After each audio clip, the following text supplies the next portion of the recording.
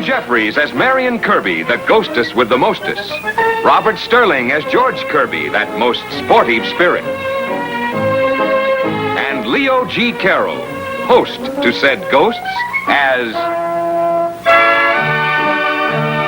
Topper.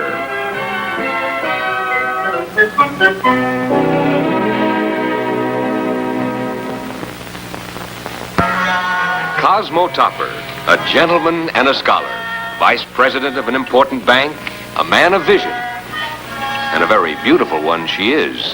Her name is Marion Kirby. She's a ghost. That's her husband, George. They were killed in a skiing accident, and now they're trying to kill Topper with kindness, because he's the only one who can see and hear them. But what are they doing in a hardware store? Perhaps they're going to paint or plaster something. Oh, that's Neil, the Kirby's barfly St. Bernard. Looks like he's already plastered. The morning after every binge, he swears off and climbs on the wagon. What are we going to buy here, Topper? Hey, let's buy a bandsaw. I love music. I don't know which is the worst. A bull in a china shop or a ghost in a hardware store. How about a can of checkered paint? Henrietta gave me a list of things to bring back home. She's hired a handyman to do some repairs around the house, but I can't find anyone to wait on me. Oh, I'll get you a clerk in a hurry. Oh, how? I'll bet you $100 he'll be here in a half a second. This always brings him running. Here, you can't do that. There he is. What did I tell you? Marion, stop that. It went off by itself. Must be a short circuit or something. I won my bet. Give me my $100. Why, that $100 bill flew out like a kite. Well, all $100 bills fly like kites. That's why they have Benjamin Franklin's portrait on them. I'd like to purchase these things. Yes, sir. I'll have to get these nails from the back of the store.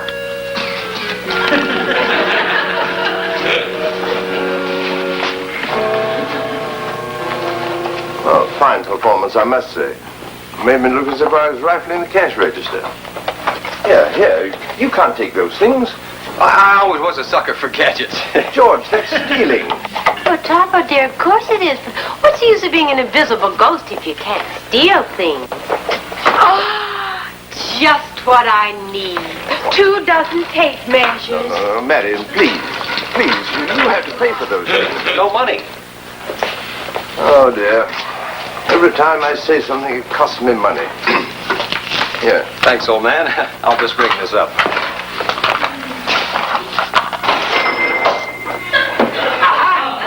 This time. Put up your hands. Operator, get me the police. If you're going to do something, do it. Don't worry, Topper. Police, I want to report an attempted robbery. Take over the paint can, Marion. Right.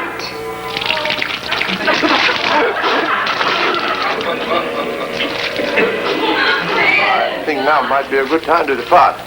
Look out for that pool of paint on the floor. Don't step in it, Topper. I'll be careful. I don't want to leave any footprints. Uh-oh, Neil walked right through it. Come on, Topper. Police? He got away. Yeah. Sure, I can describe him. Well, he was a dog disguised as a man. All the same to you.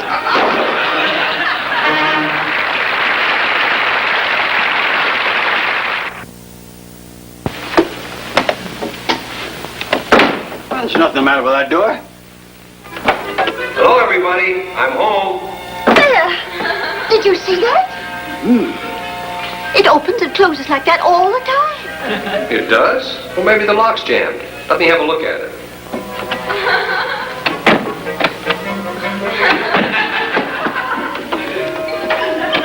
Well, there's nothing wrong with that door. It works fine. Excuse me. I want to fix a salami sandwich. Something out of order. I think it's my liver. Maybe the frame's tilted. Since you moved in here, the house settled? No, we still owe about $5,000 on it. Well, the lock seems to be all right. What's your personal opinion? Miss Topper, your foundation has slipped. I moved over. Look, I tell you what I'm going to have to do. I'm going to have to take this door right off of the frame. Oh, dear. Let me get the jardiniere out of here. Oh.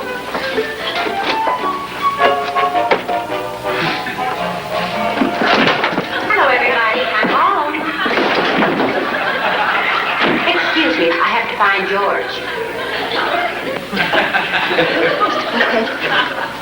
What have I done to encourage such an impetuous advance?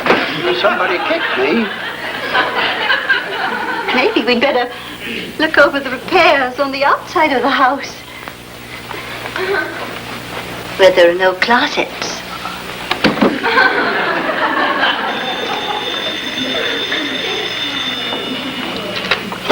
Hello? Oh, yes, Mr. Schuyler. I'm sorry. Unfortunately, I've been detained. I'll be there in half an hour. Right, goodbye. Oh, all right, Maggie, I'll answer it. Don't want you to fall over any of Mr. Woodhead's tools. I am hunting for a handyman named Woodhead. Wait till I get my skeet gun and I'll join you. My name is Mahoney, B.J. Mahoney. I belong to that small, select circle of lunatics who have hired Mr. Woodhead as a handyman. Oh. Well, may you say, oh. I asked him to do some work for me. My house now looks like the test site of an H-bomb. That's Mr. Woodhead, all right. I'll call him. Mr. Woodhead! Mr. Woodhead! Perhaps I can help you. What do you want to see him about? About 3 paces in front of this shotgun. I went rabbit hunting this morning, and when I returned, he had walked off with all of my tools. Oh, these tools belong to you? They do. And although I've never seen you before, good Samaritan that I am, I'm going to take them home with me. Tonight, when you see the roof still over your head, you will bless me.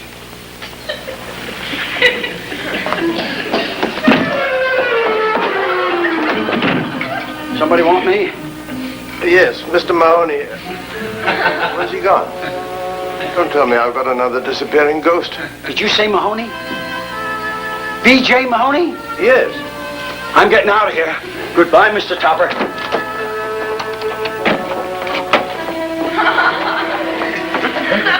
It's stuck. What happened to Mr. Woodhead? I saw him running down the street and... Oh, a friend of yours, Cosmo? This is Mr. Mahoney. Oh, how do you do?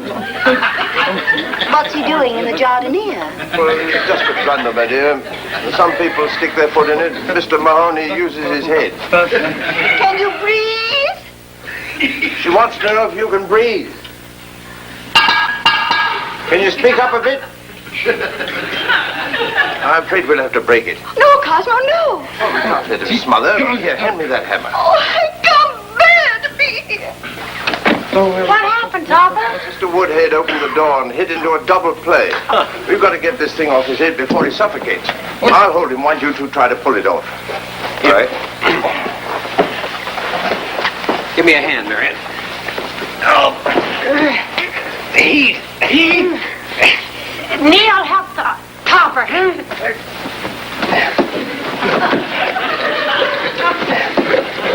Oh, it's no use.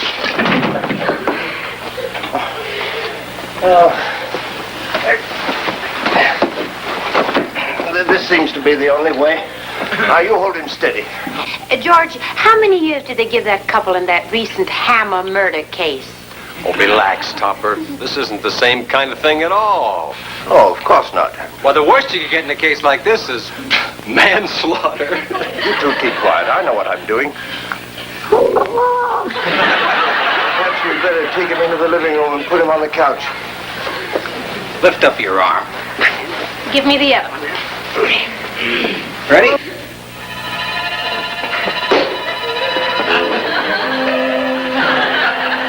Anything for a laugh, huh, Mr. Topper? Over this way, George. Put him on the couch. Call the doctor at once, Maggie. Have him come right over. Yes, sir. Easy does it. There you are, Topper.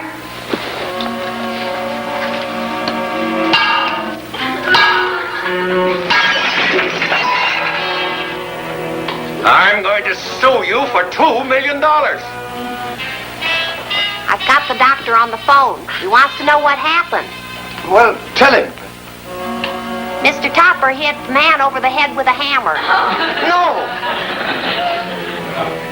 Is the doctor still with him? Yes.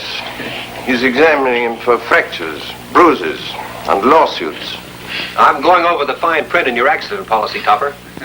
Here's a fine tooth comb. Never mind. The party of the first part agrees that the party of the second part shall indemnify the party of... Neil wants to join the party. Say, Topper, not many men are astute enough to catch legal details like this, but old Eagle Eye Kirby has discovered something in this policy that will interest you. Oh, what's that? It's expired. How is he, Doctor? How am I indeed? A rhetorical question designed to add insult to injury. Here I sit, the innocent victim of a brutal, senseless bludgeoning. I'm turning this matter over to my attorney. I came to this house on a peaceful mission. I politely asked for the return of my personal property, whereupon I was viciously attacked. He kicked me in the face behind my back and thrust me into a nauseating nook of a closet. He threw a jardiniere of abominable taste over my head and proceeded to beat my brains out with a hammer, but only after he was unsuccessful in his attempt to pull... I don't know about the rest of him, but there's nothing wrong with his voice. The more I see of Mr. Mahoney, the more I miss Mr. Woodhead. Mr. Mahoney, I understand you've been rabbit hunting. That is quite true. Had I known there was a fiend loose in the neighborhood, I'd have organized a posse. But what does rabbit hunting have to do with the Gestapo tactics of this suburban Attila the Hun? Mr. Mahoney, you are suffering from rabbit fever. Rabbit fever? I am not a rabbit. It's a disease of wild rabbits which can be transmitted to humans, particularly hunters.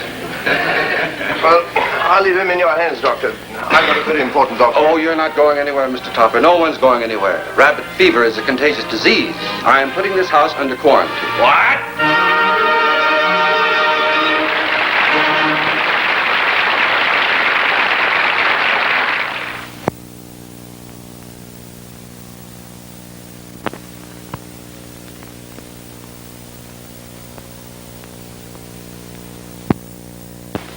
Why can't he go to a hospital?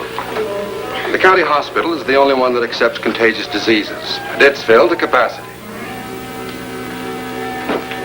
George! I found these rabbits outside the front door. Who do they belong to? I don't know. Say, honey, I found a way to extend Topper's insurance policy. Yeah? It expired the 15th. But by changing the 1 to a 2, that gives him coverage until the 25th of this month. This is the 26th. Oh. Well, back to the old drafting board. I'll go ask Topper who these belong to. Topper, who do these belong to? Those rabbits I shot. They've come back to haunt me. Where did these come from? This house was built over an old path to a water hole, and the animals come through. Topper, let's have fried rabbit for dinner. They're jumping up and down.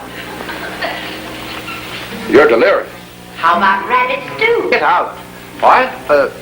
Get out your instruments and make sure. I don't need instruments to tell me when a man has hallucinations. Look at those eyes. Roll up your sleeve, Mr. Mahoney. This will calm you down. I'll put these out in the backyard and we can skin them later. Where are they going?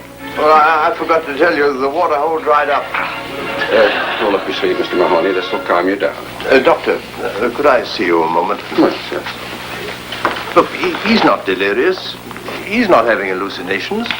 He's seeing things. No, he just thinks he's seeing things.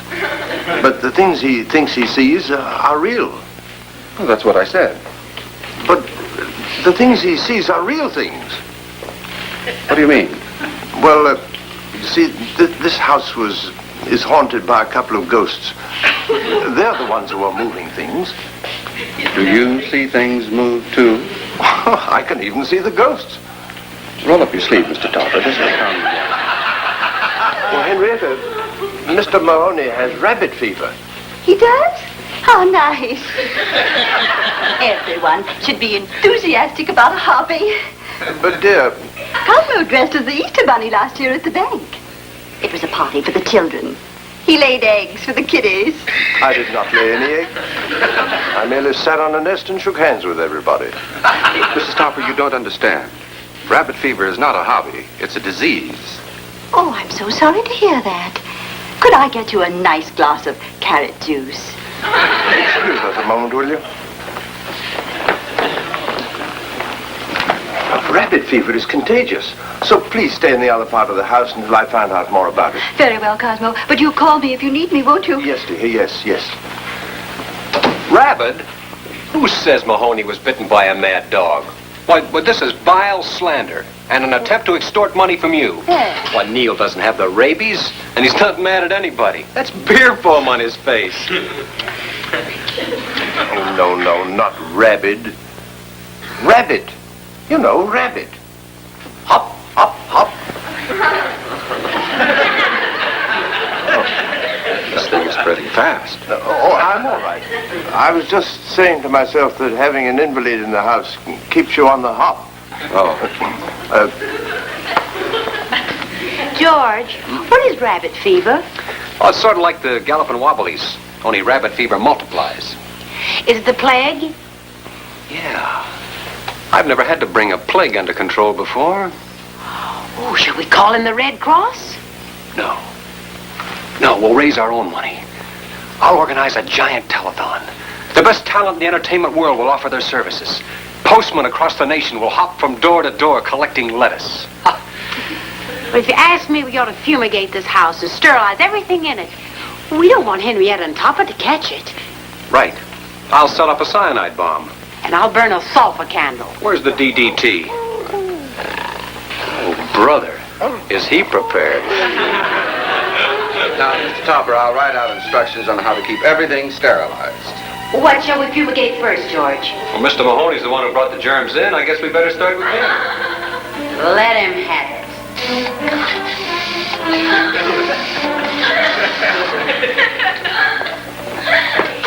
Let go, Topper. Well, if he won't let go, pump his arm. Mr. Topper, no. That is not the approved method of sterilization. Keep pumping his arm, George. He's a patient, not a mosquito. Must I be subjected to the ministrations of this superannuated angel of mercy? Did you hear that, George? Yeah, I'll pump Topper's arm and give him another lick. That frozen-faced Florence Nightingale did it again. Mr. Topper, control your antiseptic zeal. We sterilize the clothes, not the patient. Oh, we were doing it wrong, George. Ah, he's just not up on the new techniques. Let's do it his way. Okay, we'll boil the germs out of his clothes. Sit down, will you? Lift his legs, Neil. You hold him while I pull.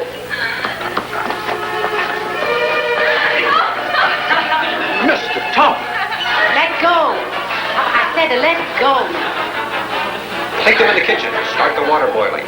Well, I didn't take them off. They took off. Very virulent germs.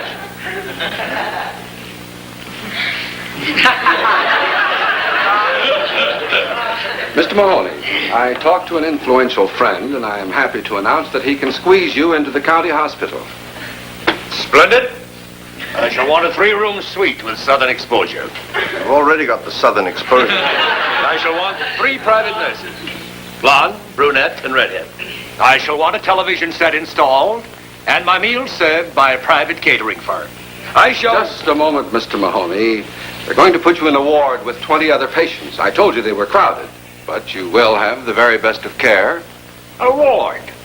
B.J. Mahoney in a ward with a hoi polloi. Move them out. Have them make room for their betters. Excuse me, Mr. Topper, but what should I do about those pants stewing on the stove? Baste them. Yes, sir. The hospital cannot do that, Mr. Mahoney. Then I shall stay right here. I refuse to be lined up in a ward like an incubator baby. You call this slab a couch? I have seen Hindu figures lying on a more comfortable bed of nails. Well, I can't make him go to the hospital. I'm afraid you're stuck with him. I'll just say goodbye to your wife. Oh, have her fetch me a pair of Topper's pajamas and a robe. As for you, Mr. Hot Water Bottle, I shall want a rub down at 3 o'clock. Don't blow your top. We'll take care of him. We've got that rabbit costume you wore last Easter. You know what to do, old man. Who put the springs in this couch? Caesar Borgia? Has all the cuddly qualities of the Iron Maiden. I hear that rabbit fever goes to the brain. Then you have nothing to worry about. Some people get to thinking they're turning into a rabbit. That's our cue, George. Splendid. That priceless bit of information is on a level with your tit-bit intellect. And Hold the ears there, George. You tickle his nose. Peter Cottontail is next. Pin it on him, George. You're growing a very attractive tail, Mr. Mahoney. Marion, hold up his paws. Now make him hop.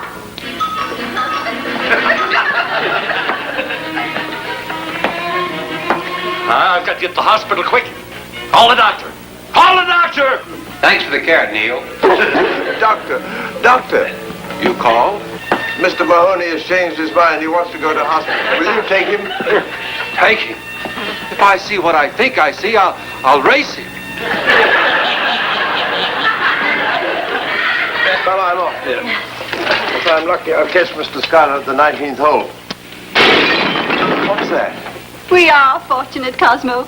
Now that Mr. Mahoney has gone, Mr. Woodhead has consented to come back. Oh, no.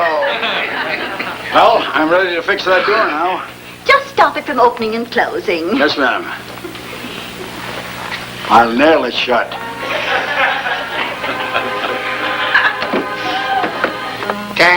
What's up, Doc? Just taking your costume back.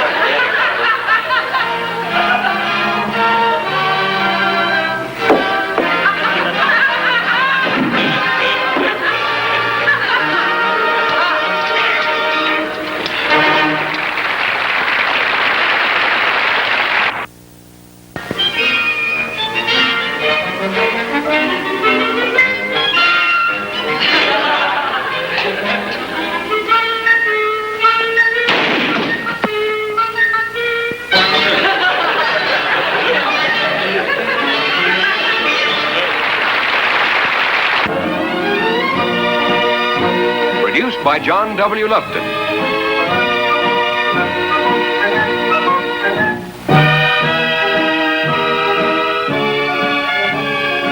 A John W. Lupton, Bernard L. Schubert production. Starring Ann Jeffries, Robert Sterling, and Leo G. Carroll.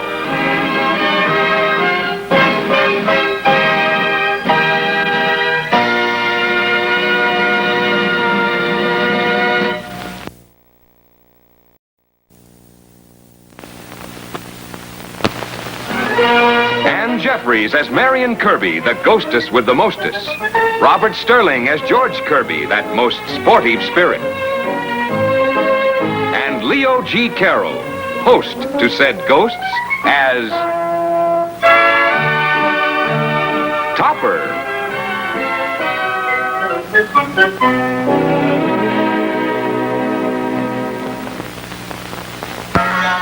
Cosmo Topper, a gentleman and a scholar, vice president of an important bank, a man of vision, and a very beautiful one she is. Her name is Marion Kirby. She's a ghost. That's her husband, George.